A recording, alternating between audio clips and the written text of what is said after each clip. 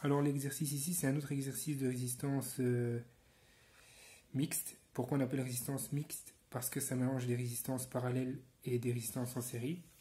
Donc qu'est-ce qu'on vous demande ici de chercher? On vous demande de chercher la résistance totale du circuit, l'intensité totale du circuit, l'intensité I1 qui passe dans la résistance R4, l'intensité I2 qui se trouve ici à la jonction des deux résistances, l'intensité I3 qui passe dans R1, l'intensité I4 qui passe dans R2 et l'intensité I' qui passe dans ce groupement de résistance ici.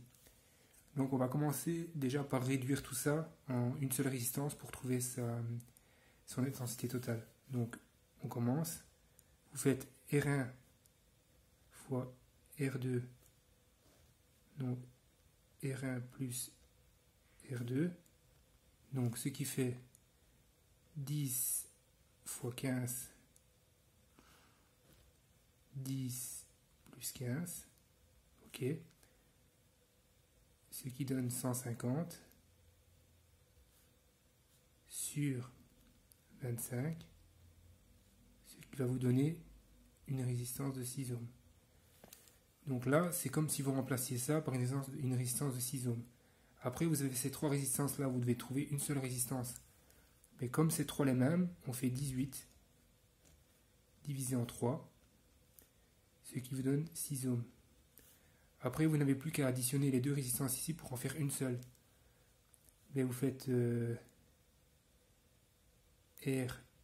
RAB plus RBC égale 6 plus 6, ça fait 12 ohms. D'accord? Donc là, vous avez 12 ohms. 12 ohms, c'est comme si vous remplaciez ça par une résistance de 12 ohms. Mais le calcul n'est pas fini puisque vous avez encore une résistance ici R4.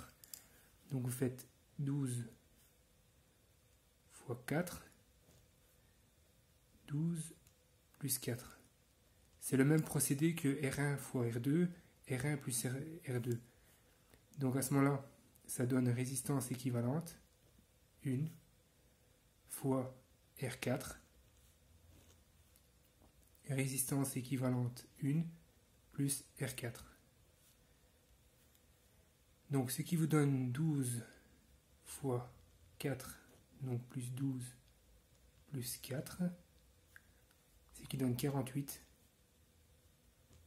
divisé en 16. Donc la résistance totale est de 3 ohms. Ça c'est la résistance totale. Donc la résistance totale est de 3 ohms exactement. Donc c'est comme si vous remplaciez tout ça par une résistance de 3 ohms. Après, qu'est-ce qu'on vous demande de chercher? On vous demande de trouver l'intensité totale. Mais ça, avec la loi d'Ohm, on n'a plus qu'à transformer la formule. Donc la loi d'Ohm, elle dit que c'est IT, donc I total, U total sur R total.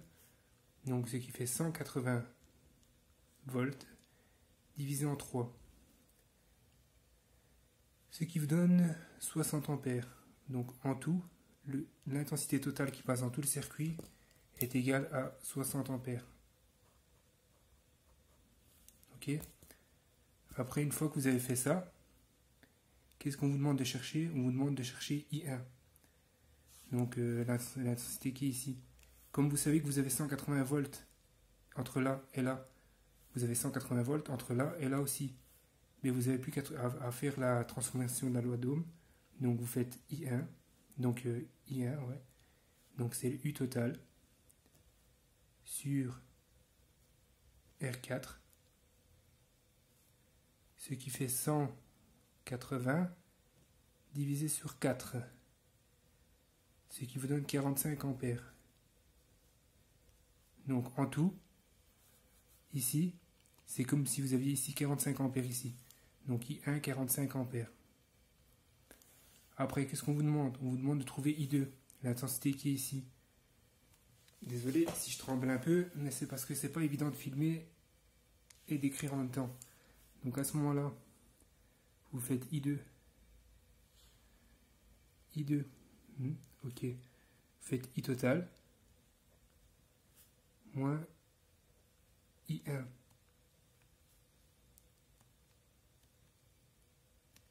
Ce qui fait 60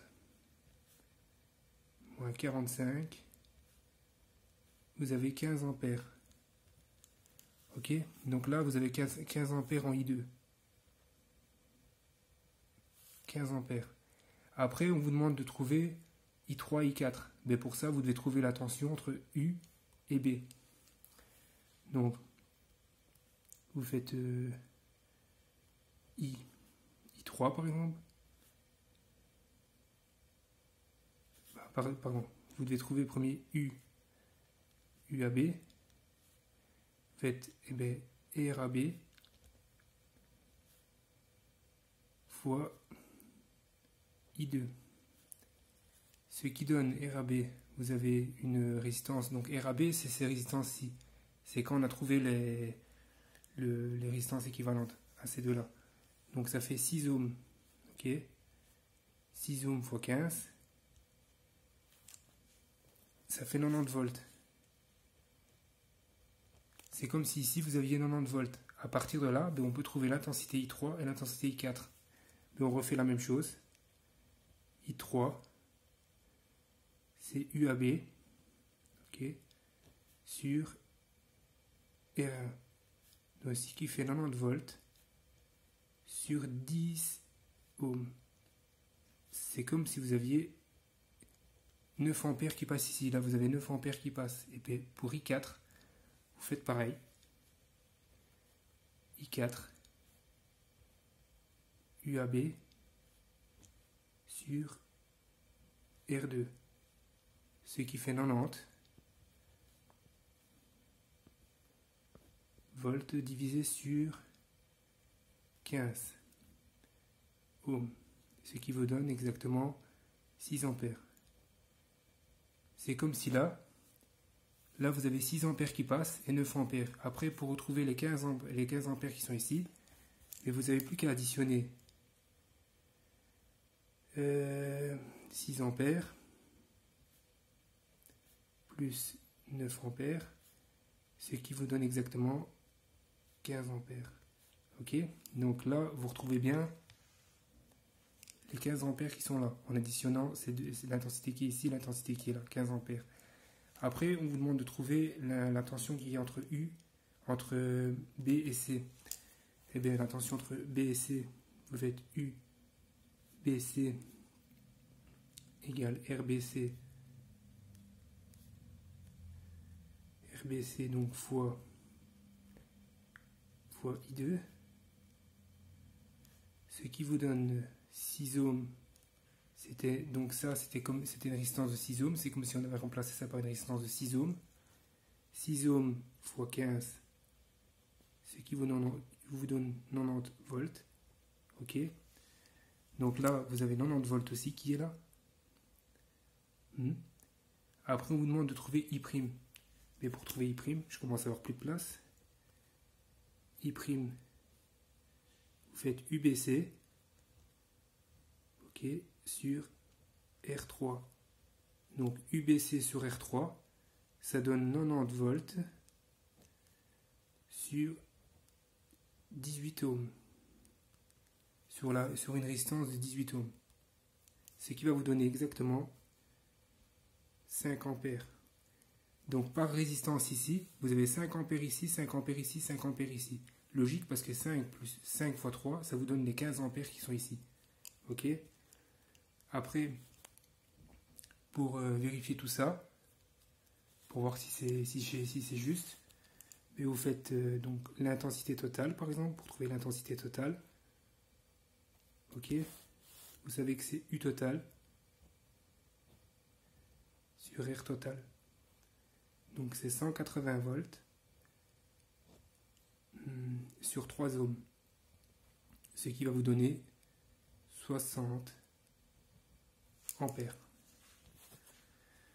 Ben voilà.